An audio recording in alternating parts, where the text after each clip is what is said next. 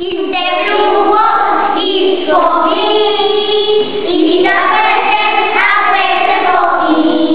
In the blue, can you see?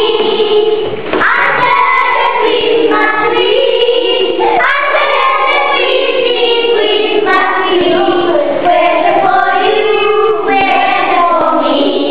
In the present is for me. In the